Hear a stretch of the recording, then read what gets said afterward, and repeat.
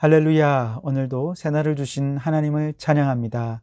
오늘 하루의 문을 열면서 찬송가 197장 은혜가 풍성한 하나님은 함께 찬송하면서 오늘도 성령의 은사를 우리에게 내려주셔서 충만한 삶을 살게 해달라고 그 마음을 담아서 1절과 2절을 함께 찬송하도록 하겠습니다. 함께 찬송합니다. 은혜가 풍성한 하나님은 믿는 자 한 사람 한 사람 어제도 오늘도 언제든지 변찮고 보호해 주시네. 주여 성령의 은사들을 오늘도 내려 주소서. 성령의 뜨거운 불길로서 오늘도 충만케 하소서. 정욕과 죄악에 물든 마음을 성령의 불길로 태우사 정결케 하소서. 태우소서. 깨끗게 하여 주옵소서. 주여 성령의 은사들을 오늘도 내려 주소서.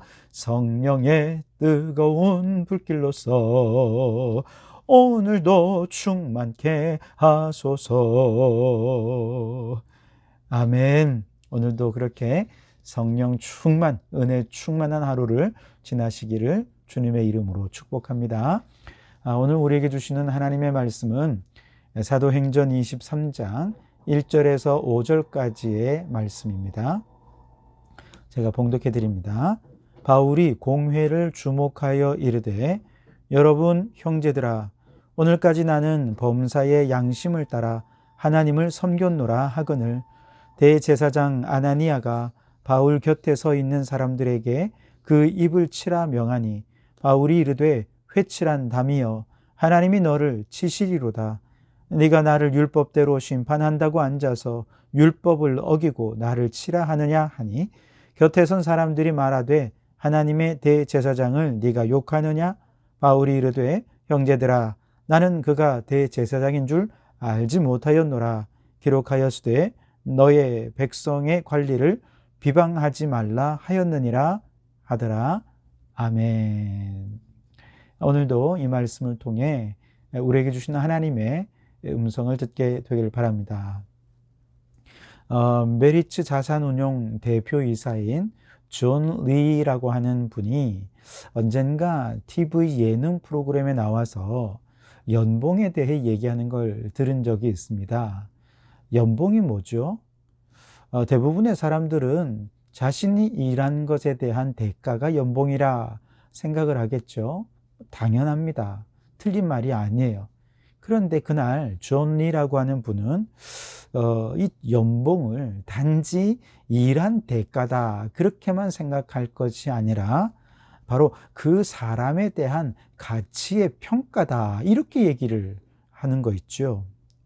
다시 말해 만일 해마다 그 사람의 연봉이 올라간다면 그 사람은 가치 있는 사람으로 인정을 받지만 그 사람의 연봉이 내려간다면 그는 더 이상 가치 없는 사람으로 낮은 평가를 받고 있다는 얘기가 되겠죠.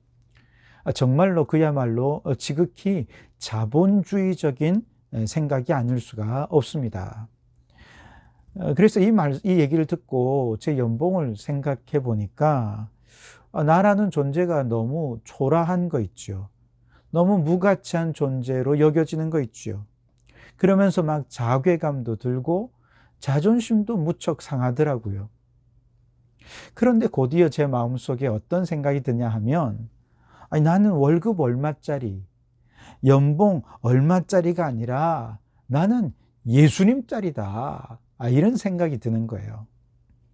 예수님께서 나를 위해 십자가에서 피값을 지불하고 생명을 던져서 나를 구원하실 만큼 나는 존귀한 자다 하는 겁니다. 그저 월급 혹은 연봉 몇 푼 따위로 감히 나라는 존재의 가치를 어떻게 평가할 수 있는 것이죠. 나는 그렇게 간단한 존재가 아니라는 것입니다. 특별히 저는 더더욱 목회자로 부름받아 영혼을 구원하고 하나님 나라의 일을 감당하는 사람이기 때문에 더더욱 이런 연봉 따위로 가치를 매길 수가 없는 존재입니다. 목회자뿐만 아니라 모든 성도들도 역시 마찬가지죠. 각자의 삶의 자리에서 신앙인으로서 하나님 나라의 일을 감당하기 때문에 연봉, 그거 아무것도 아니라는 거예요. 그것이 우리의 가치를 규정할 수 없다는 것입니다. 목회자에 좀 한정돼서 생각해 보면, 목회자는 도대체 그러면 하나님 앞에서 무엇으로 그 가치를 매길까요? 저는 그것이 신앙의 양심을 따라 맡겨주신 사명을 감당했는가 하는 걸로 하나님 앞에 평가받으리라 생각합니다. 왜냐하면 10달란트, 5달란트, 2달란트, 1달란트 받은 사람들이 주인 앞에 섰을 때 그들이 인정받은 것은 얼마를 남겼느냐가 아니라 착하고 충성된 종이었느냐, 그것으로 인정받은 것 아니겠습니까? 사실 같은 목회를 해도 비양심적으로 목회자의 도리를 저버리면서 참 착하지 못하게 목회를 하는 목회자들이 있어요. 세상적인 탐욕과 권력과 부와 명예를 추구하는 그런 아주 소수의 목회자들이 있거든요. 이런 사람들은 결코 예수님 짜리가 될 수가 없어요. 목회자로서 그가 아무리 큰 교회를 담임하고 있고 아무리 많은 연봉을 가지고 있다 하더라도 주님이 보실 때 그는 착하고 충성된 종이라 할 수 없습니다. 무가치하죠. 그러나 비록 작은 교회에서 적은 연봉을 가지고 사역하지만 신앙의 양심을 따라 목회자의 품위와 자존심을 지키면서 세상적인 탐욕과 욕망에 눈 감고 오직 믿음으로 맡겨주신 양무리들을 충성스럽게 감당하는 목회자, 바로 이런 분들이 하나님이 귀하게 여기시는 목회자라, 그렇게 얘기할 수 있을 거예요. 목회자만이 아니죠. 모든 그리스도인들도 역시 그리스도인들의 가치는 뭐 세상의 아파트 평수로 매겨지는 게 아니에요. 그의 연봉으로 매겨지는 것이 아닙니다. 그가 세상에서 사장이냐 회장이냐 그것도 다 쓸모없는 것입니다. 그런 것이 아니라 모든 그리스도인들은 그가 삶의 자리에서 신앙의 양심을 따라 하나님 나라를 위해 충성하며 살았느냐, 바로 그것으로 하나님 앞에 설 때에 착하고 충성된 종이라, 아니면은 악하고 게으른 종이라, 그렇게 평가를 받게 될 것이라 하는 것입니다. 자, 오늘 성경 말씀을 보시면 천부장은 이제 바울을 끌고 가면서 도대체 유대인들이 왜 이렇게 바울을 고발하는 건지 진상을 파악하고 싶었어요. 그래서 그 다음날 제사장들과 공회원들을 한자리에 모았습니다. 그리고 그 가운데 바울을 세운 거죠. 공회원들이 한 70명 정도 돼요. 그리고 대제사장들, 제사장들이 함께 모였으니 아마 좌중들이 100명은 아마 좋게 되었을 것입니다. 이들은 모두가 다 유대 안에서 권력에 있어서는 최고의 권력자들이죠. 그뿐만 아니라 종교적으로도 최고의 종교적인 지도자들이었고요. 그래서 많은 백성들로부터 존경을 한 몸에 받고 있는 사람들이 바로 이들이었습니다. 한마디로 권력과 부와 명예를 한꺼번에 움켜쥐고 있는 사람들이 바로 이들인 것이죠. 그런데 이들이 이렇게 권력을 가지고 부를 누리고 명예 갖는 거 나쁘지 않습니다. 다만 그걸 가지고 그에 합당한 신앙적인 양심을 따라 살았느냐라고 했을 때 그렇지 않다는 것이죠.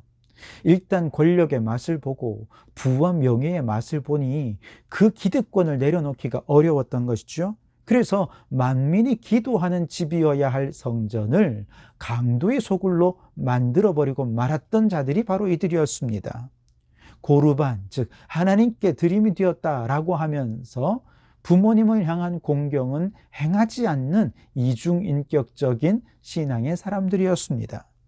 이혼 증서를 써서 이혼, 재혼을 반복하면서도 모세의 율법에 저촉이 되지 않으니 나는 의롭다라고 생각하며 그렇게 살아가는 사람들이 바로 이들이었습니다.